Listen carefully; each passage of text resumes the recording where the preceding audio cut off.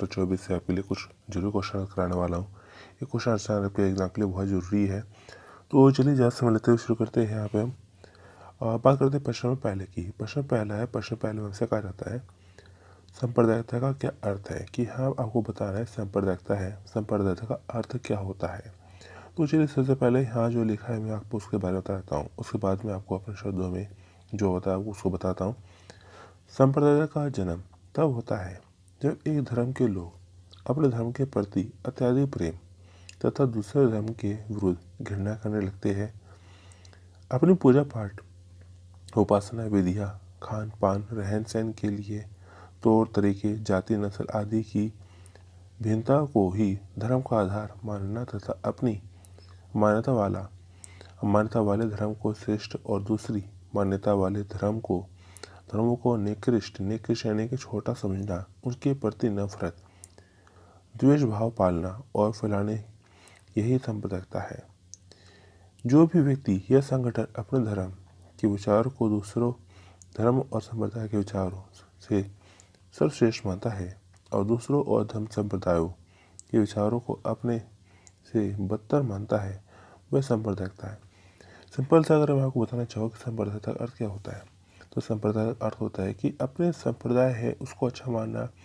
हमारा पर जो देखा जाए, जो पूजा पाठ है, धर्म में रहन सहन, नस्ल है, तौर तरीका है, जो भी कुछ है, हम इसे अपना अच्छा मानते हैं। लेकिन दूसरों को गलत है कि अपना निकृष्ट मानते हैं, छोटा समझते हैं, वो हमारा बनता है सांप्रदायिकता। तो चलिए आगे बढ़ते हैं। अब बात करते हैं प्रश्न 2 की। प्रश्न 2 से कहा जाता है पंथ निरपेक्ष को परिभाषित कीजिए। तो यहाँ आपको बताना है पंथ निरपेक्ष का क्या अर्थ होता है, पंथ निरपेक्ष किसे कहते हैं। सवाल आपको कैसे भी घूम फिर के बन सकता है। मतलब यहाँ पे देखा जाए जरूरी है आपको सवाल को समझना कि आपके एग्जाम में सवाल आता है, लेकिन क्या है कि आप कई बार सवाल समझ नहीं पाते कि सवाल है क्या। इससे जरूरी हो जाता है कि आप सबसे पहले सवाल को समझिए, उसके बाद आप उसका आंसर बताइए। राज्य के समक्ष सभी धर्म और पंथ समान हो तथा नागरिकों में धर्म एवं पंथ एवं संप्रदाय के आधार पर किसी प्रकार का भेदभाव न हो। संविधान किसी व्यक्ति को अपनी पसंद से किसी पंथ या धर्म पर आस्था रखने तथा उपासना करने का अधिकार प्रदान करता है। तो यहाँ पे हमारा देखा जाए सिंपल सा बताया जाता है पंथ निरपेक्ष। पंथ निरपेक्ष को अपना कह भी सकते हैं धर्म निरपेक्ष।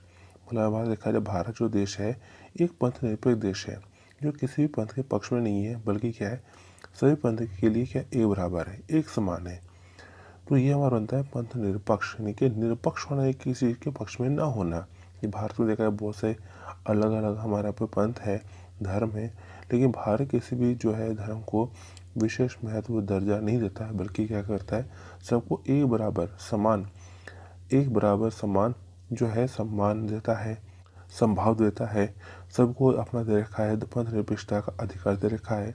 तो यहाँ देखा जाए कोई भी व्यक्ति है अपने पंथ का जो है पालन कर सकता है, प्रचार प्रसार कर सकता है। तो यहाँ पर ये हमारा बनता है पंथ निरपेक्ष। यहाँ पर कोई भी जो है पंथ है वो विशेष नहीं है, सब पंथ क्या है एक बराबर। तो चलिए आगे बढ़ते हैं। अब बात करते हैं प्रश्न 3 की। प्रश्न 3 में ऐसा कहा जाता है धर्मनिरपेक्षता का क्या अर्थ है। तो यहाँ बहुत आसान शब्दों में ऐसा पूछा जाता है कि धर्मनिरपेक्षता का अर्थ क्या है। सवाल को अगर तोड़ा जाए, धर्म निरपेक्ष मतलब यहाँ पर देखिए किसी भी धर्म के पक्ष में ना होना, ये हमारा बनता है धर्मनिरपेक्षता बनता है। जैसे धर्मनिरपेक्षता, पंथ निरपेक्षता या सेकुलरवाद एक आधुनिक राजनीतिक एवं संवैधानिक सिद्धांत है। धर्मनिरपेक्षता के दो मूलतः प्रस्ताव है। राज्य के संचालन एवं नीति निर्धारण में मजहब यानी कि धर्म का हस्तक्षेप नहीं होना चाहिए। सभी धर्म के लोग कानून, संविधान एवं सरकारी नीति के आगे समान है। भारतीय संविधान द्वारा भारत धर्मनिरपेक्ष देश घोषित किया गया है। भारतीय संविधान की पूर्व पीठिका में सेकुलर शब्द 42वें संविधान संशोधन द्वारा सन 1976 में जोड़ा गया। लेकिन ऐतिहासिक रूप से भारत में सर्वधर्म समन्वय और वैचारिक एवं दार्शनिक स्वतंत्रता अनादिकाल से चली आ रही है।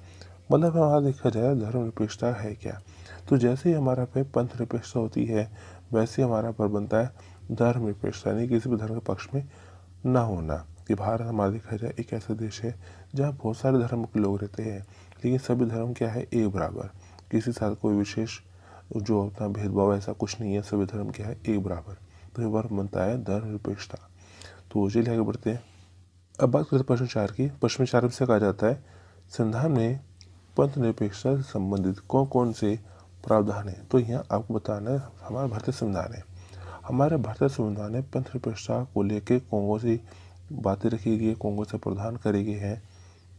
भारतीय संविधान ने अपनी प्रस्तावना तथा विशेष रूप से अपनी मौलिक अधिकारों तथा राज्य के नीति निर्देशक तत्वों के अध्यायों के माध्यम से भारत में समानता एवं भेदभाव से मुक्त सिद्धांत पर आधारित एक पंथनिरपेक्ष राज्य का निर्माण किया गया है।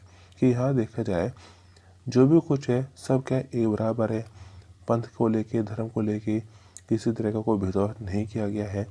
तो चलिए आगे बढ़ते हैं। अब बात करते हैं प्रश्न 5 की। प्रश्न 5 में से कहा जाता है राष्ट्र किसे कहते हैं, राष्ट्र किसे कहा जाता है। तो चलिए जैसे सबसे पहले यहाँ पर जो लिखा है मैं आपको उसके बारे में बता देता हूँ। राष्ट्र एक ऐसे देश को कहते हैं जहाँ की सामाजिक, आर्थिक तथा राजनीतिक संरचना एकीकृत होती है। वहाँ के लोगों में सामान्य इतिहास, समाज, संस्कृति तथा मूल्यों पर आधारित एकत्व की भावना होती है। ये भावना लोगों को एक राष्ट्र के रूप में एक साथ बांधती है। तो ये बनता है राष्ट्र।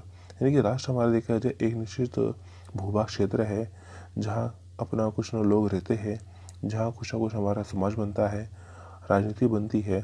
तो उस एक भूभाग को अपना कहा जाता है राष्ट्र। तो चलिए आगे बढ़ते हैं। अब बात करते हैं प्रश्न 6 की। प्रश्न 6 में ऐसा कहा जाता है राष्ट्रीय एकता से क्या तात्पर्य है। तो यहाँ आपको बताना है राष्ट्रीय एकता क्या होती है। तो पहले जो यहाँ पे लिखा है उसके बारे में आपको बता देता हूँ। राष्ट्रीय एकता से तात्पर्य उस प्रक्रिया से है जिसमें लोगों में राष्ट्रीय एकता का विकास और निर्धारण होता है। जब ये कहा जाता है कि हम सब भारतीय हैं तो इसका अर्थ यह है कि ब्राह्मण, वैश्य, क्षत्रिय, शूद्र, बंगाली, पंजाबी, हिंदू, मुस्लिम, सिख, ईसाई के रूप में नहीं अपितु एक भारतीय रूप में होते हैं जिनका धर्म एक है, वह है भारत माता की सेवा करना। तो ये बनता है राष्ट्रीय एकता। तो हमारे अंदर गलती क्या है, पूरे भारत में एक लोगों में गलती क्या है, यूनिटी। कि हम पूरे भारत में गलती क्या है कि हम जितने भी धर्म को लेके, भाषा को लेके, खान पान को लेके ये किसी और रूप से अपना अलग हो जाए, लेकिन जब भी कोई दिक्कत परेशानी वगैरह आती है या जब भी कभी कुछ होता है तो हम सब क्या हो जाते हैं, एक हो जाते हैं। तो ये हमारी बनती है अंदर राष्ट्रीयता, राष्ट्र एकता। तो चलिए आगे बढ़ते हैं। तो दोस्तों देखा जाए अभी तक मैं देखा है काफ़ी सारे क्वेश्चन आपको करा चुका हूँ। आपको करना है क्या, इन क्वेश्चन आंसर को अपना बार बार प्रैक्टिस करनी है। जितना ज़्यादा आप करेंगे उतना ज़्यादा आपके लिए अच्छा है। साथ में देखा जाए अपने दोस्तों के साथ इन वीडियो को आप शेयर कर सकते हैं ताकि वो भी इन वीडियो का फ़ायदा उठा सके, क्योंकि जितनी ज़रूरत आपको है उतनी ही ज़रूरत देखा है आपके दोस्तों को भी है। तो यहाँ देखा जाए मैं आपसे किस तरह की पेमेंट की मांग नहीं करता, मैं ना ही मैं देखा जाए गलती किस तरह की आपको से कुछ कहता हूँ कि करिए वो करिए। सिंपल सा मैं आपके लिए कहता हूँ कि वीडियो को आप बार बार देखिए, तैयारी करिए अच्छे से, साथ में दोस्तों के साथ में